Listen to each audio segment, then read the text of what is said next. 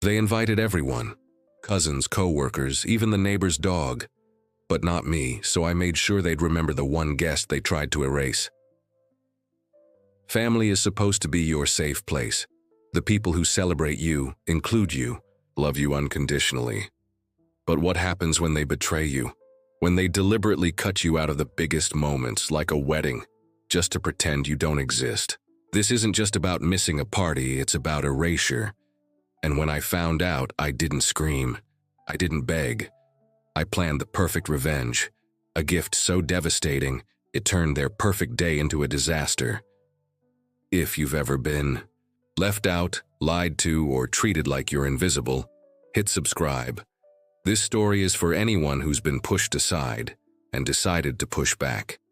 Being excluded isn't just about missing an event. It's about power. It's someone saying, "You don't matter enough to remember."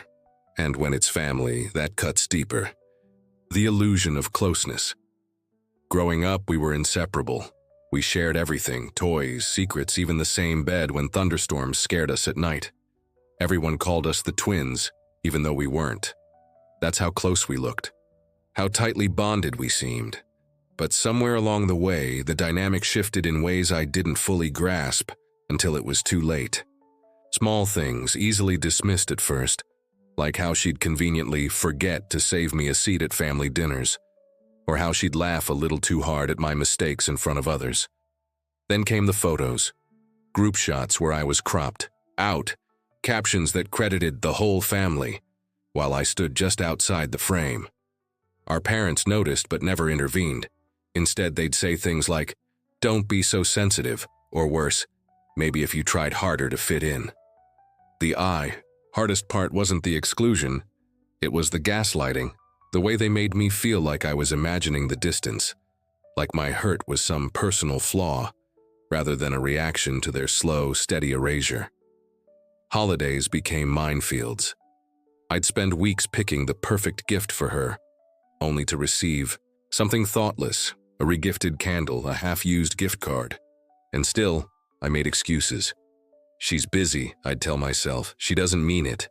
But the truth was right there in every backhanded compliment, every planned outing I accidentally wasn't told about. The final straw, when I overheard her joking to a friend, she'd probably invite herself to my wedding if she could. The laugh that followed wasn't playful, it was vicious. And in that moment I realized, this wasn't sibling rivalry. This was a campaign. A quiet, calculated effort to shrink me out of existence. So I stopped trying to prove I belonged. Instead, I started documenting every snub, every lie. Because the greatest weapon against someone who wants to rewrite history? Receipts. And I was just getting started. The first lie. The deception began with a casual phone call 3 months before the wedding. "We're keeping it super small," she said, her voice dripping with fake sympathy. "Just immediate family at the courthouse, you know how these things are." I remember nodding along, swallowing the lump in my throat, telling myself it made sense. Then came the Instagram post from her bridesmaid, a dress fitting with 12 women laughing in matching robes. Immediate family. Try every college roommate, coworker, and casual acquaintance she'd ever met. The venue photos came next. Not some sterile government building, but a luxury estate with floral arches and a champagne fountain. The final blow was seeing our aunt's Facebook check-in at the rehearsal dinner, the same aunt who'd supposedly couldn't make it to my graduation last year. The cognitive dissonance was staggering. They weren't even trying to hide it well, just counting on my willingness to play along with their fiction. What hurt most wasn't the exclusion itself, but the insulting flimsiness of the lie. Did they really think I wouldn't notice? Or worse, did they know I would and simply not care? I scrolled through dozens of tagged photos that night, each one a fresh paper cut. There was our childhood neighbor who'd moved to Australia 5 years ago, apparently worth flying in. There was her dentist, because nothing says intimate gathering like inviting the man who cleans your teeth. The guest list wasn't just long, it was deliberately comprehensive, a public showcase of everyone they valued more than me. The message couldn't have been clearer if they'd mailed it engraved, "You're not important enough to pretend to like anymore." That's when the hurt crystallized into something sharper. They wanted me to see this. They wanted me to know my place. And suddenly I knew exactly how to respond. The gaslighting. Confronting them was worse than the lie itself. Their reactions weren't apologies, they were performances. "Oh my God, you weren't invited." "Must have been a mistake with the mailing list," they said, eyes wide with fake shock. Never mind that I'd seen the seating chart in a tagged photo, my name conspicuously absent. "We thought you wouldn't want to come anyway," my mother added, as if she'd done me a favor. The script was always the same: deny, deflect, reverse victim and offender. When I pressed further, the tone shifted from faux concern to irritation. "Why are you making this about you? This is her special. The word curled in my stomach like spoiled milk.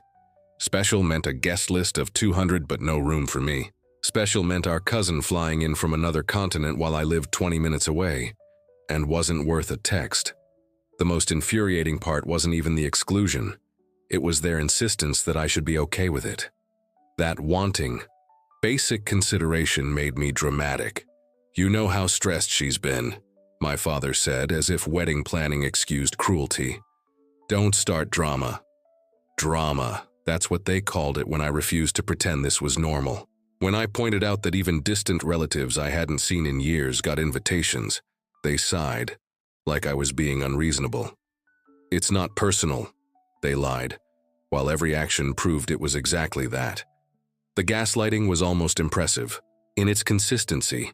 Every family member parroting the same phrases, the same exasperated sighs, as if I were hallucinating the evidence right in front of me. By the end of that conversation, I wasn't just hurt. I was furious. Not because they'd excluded me, but because they thought I was stupid enough to believe their flimsy excuses. That's when I realized they didn't deserve my anger.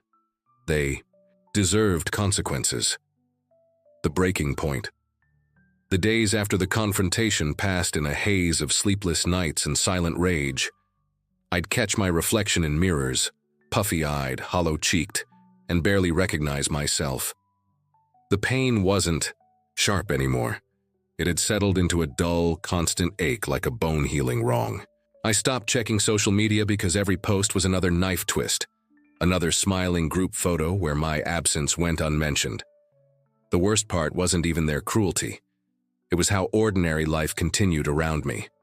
Co-workers complained about traffic. Baristas asked about my weekend plans. The world kept spinning while mine had shattered.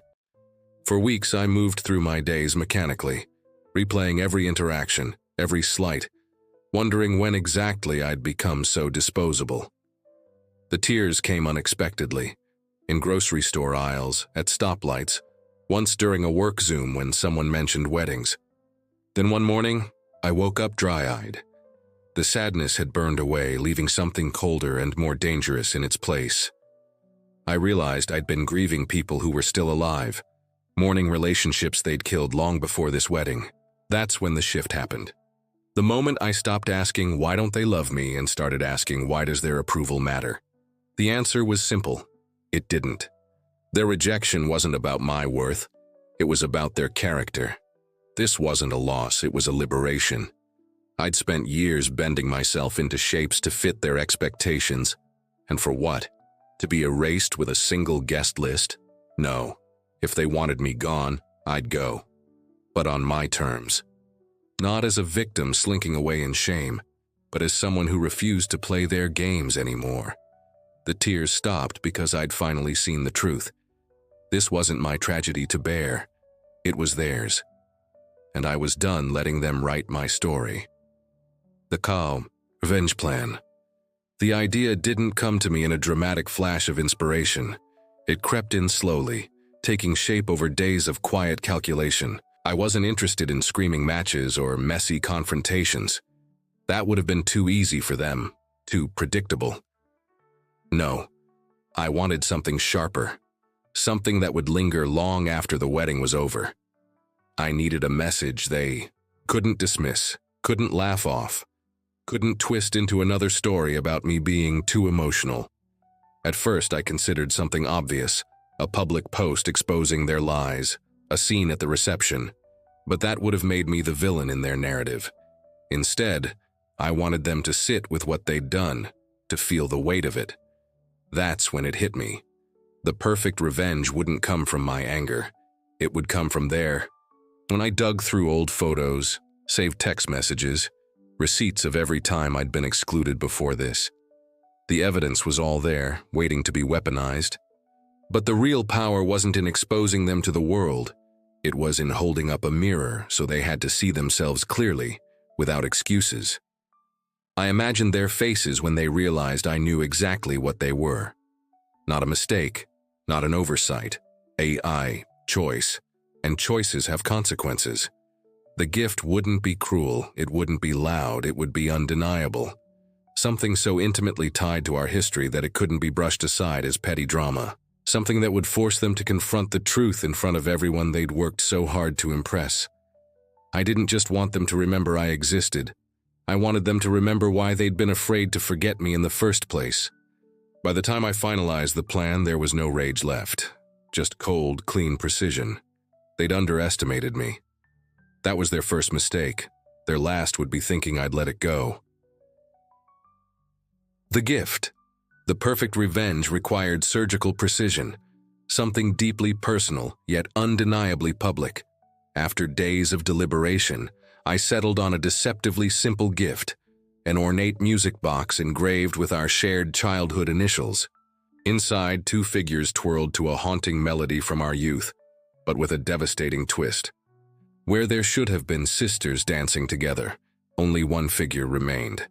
The other snapped off at the base, leaving jagged edges. The mechanism played our favorite lullaby, but distorted, slowed just enough to feel wrong, like a memory, warped by time. Beneath the figures lay a folded note with a single sentence from a letter she'd written me at summer camp. I wish you were here. The cruel irony was intentional. Those same words now highlighted her deliberate exclusion. I paid extra for rush shipping to ensure it arrived during the reception, timed perfectly between speeches when all eyes would be on the gift table. The packaging was elegant, ivory paper with silver ribbon, disguising the emotional grenade. Inside, no return address, just my first initial in delicate script. Let them wonder, let them panic. The beauty of it was the plausible deniability. To outsiders, just a sentimental gift. But she would know. They all would. The music box wasn't angry or vicious. It was a funeral for the relationship we'd once had, delivered in a way they couldn't dismiss as petty. Every detail carried meaning. The broken figure, the altered song, the carefully chosen words now weaponized. Most satisfying was knowing they'd have to display it publicly or risk looking guilty. Either way, I won. If they pretended to love it, they validated my presence. If they reacted badly, they exposed themselves. The gift forced them to stand in the truth of what they'd done, surrounded by witnesses. No screaming, no drama, just cold, quiet accountability set to music. The delivery. Timing was everything. I needed the gift to arrive when it would have. Maximum impact. Not during the chaos of setup. Not when guests were distracted by drinks or dancing. But at that golden hour between the ceremony and reception when emotions were already running high. I tracked the delivery like a military operation, ensuring it would be placed prominently on the gift table, just as the bridal party finished photos. The label was deliberately understated. No flashy card, just my initial and elegant script. The kind of detail that would make her pause before realizing what it meant. I imagined her hands shaking as she recognized the handwriting, the way her breath would catch when she noticed the return address matched mine. The beauty of this moment was in its inevitability. She couldn't ignore it without looking suspicious. Couldn't toss it aside without questions. She'd have to open it in front of others, her smile straining as curiosity turned to dread. I'd chosen the packaging carefully, luxurious enough that guests would gather around, murmuring about how thoughtful it was, unknowingly setting the stage for her humiliation. There would be no dramatic outburst, no satisfying explosion of anger, just the slow, sinking realization that I had turned her own cruelty against her. The gift wasn't just for her. It was for everyone who had enabled this betrayal. Let them watch as she struggled to maintain composure. Let them wonder why such a beautiful gift made her face go pale. And most importantly, let them remember this moment long after the wedding was over, when the truth behind that carefully wrapped box would linger in whispers and sideways glances. The delivery wasn't just about revenge. It was about reclaiming control. For once, I wasn't the one left waiting for an explanation. They were. The wedding day chaos. The moment played out exactly as I envisioned, just not in person. Friends who attended later told me how it unfolded. During the toast, someone placed the gift in front of her with a cheerful, "This just arrived for you." The room fell into that dangerous quiet that happens when people sense drama but pretend not to notice. She hesitated just a second too long before opening it, her polished smile flickering when she recognized the handwriting. Then came the music, that haunting, slowed-down version of our childhood lullaby creeping through the speakers.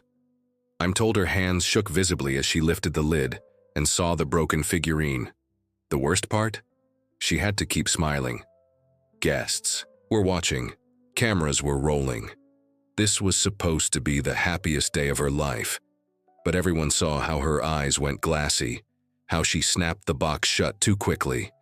The whispers started immediately. Who sent that? Why does she look like she's seen a ghost? Her new husband tried to laugh it off, but the damage was done. The mood shifted. What should have been a flawless celebration now had this strange tension humming beneath every conversation. Some guests later admitted they Googled the song's lyrics. Others recognized it from our childhood. The genius was in the plausible deniability. No outright accusation, just a truth so obvious it didn't need to be spoken. By evening's end, the gift had been misplaced, but the questions remained. That's the thing about elegant revenge. It doesn't scream, it lingers.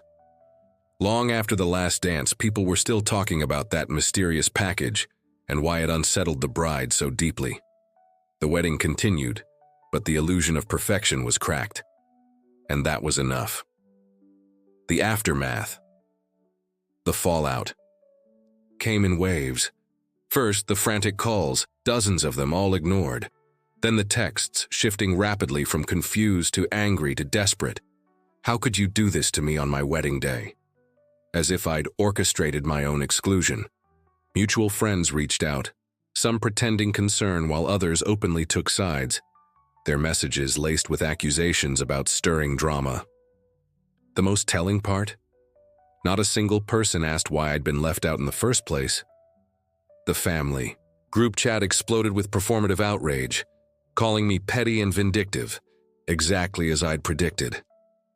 But beneath their anger, I detected something sweeter: fear. Fear that others might start questioning their version of events. Fear that the carefully constructed image of our perfect family was crumbling. Social media told its own story. Wedding. Photos conspicuously absent of any mention of the mysterious gift, but comment sections filled with vague references to unexpected moments and emotional surprises. A few brave guests even messaged me privately. "I had no idea they didn't invite you," one wrote. "That explains why she looked so guilty." The best part? The gift itself disappeared, likely tossed in some closet, but its impact couldn't be undone. Every time someone asked about the music box, every time a relative hesitated before answering, the wound reopened.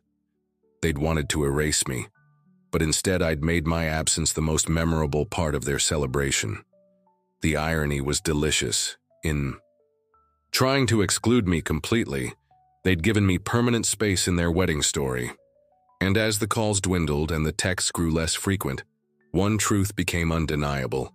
They'd underestimated how quietly I could burn down their fantasy world without ever raising my voice. The freedom. The silence after the storm became my liberation. With every unanswered call and unread message, the chains of their expectations loosened.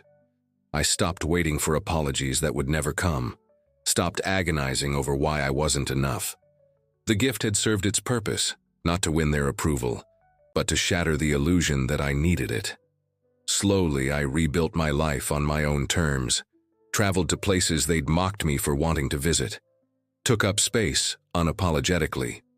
The most surprising part? How little I missed them. The family dinners where I'd been ignored, the holidays spent walking on eggshells, the constant pressure to shrink myself to fit their narrow idea of who I should be. Without their voices in my ear, I discovered my own. Friends who became my chosen family remarked how much lighter I seemed. They didn't realize I'd simply stopped carrying the weight of people who'd never truly known me. Months later, when a cousin slipped and mentioned the wedding drama, I felt nothing. No anger, no hurt. Just quiet amusement at how much power they'd thought their rejection held over me. The greatest revenge wasn't the gift or the whispers it created. It was my indifference. My happiness became the final twist of the knife they'd never see coming. I didn't attend the next family gathering, didn't send condolences when tragedy struck. My absence was no longer their choice, it was mine. And that distinction made all the difference. They'd wanted to erase me from their story, but in the dear, and I was the one who wrote the ending. Walking away without looking back, leaving them to wonder forever if their cruelty had broken me. The truth? It freed me. The moment she saw that photo, her face went pale. Because some truths are too heavy to hide behind a wedding veil. Being excluded isn't just about rejection. It's about someone rewriting history to erase you. But you don't have to scream to be heard. Sometimes the quietest actions echo the loudest. My gift wasn't about revenge, it was a mirror. A way to force them to see what they'd done. And while their wedding day recovered, our relationship didn't. But that's the price of truth. If you've ever been made to feel invisible, remember, you don't need their invitation to matter. You don't need their approval to exist. The best revenge isn't hatred. It's living so fully that their silence becomes irrelevant. Because family isn't about blood. It's about who shows up for you. And sometimes showing up for yourself is the bravest thing you'll ever do. If this story hit home, smash that like button. Subscribe for more real, raw stories about betrayal, revenge, and reclaiming your power. The axe forgets, the tree remembers. Next time someone tries to erase you, remind them, even scars tell a story.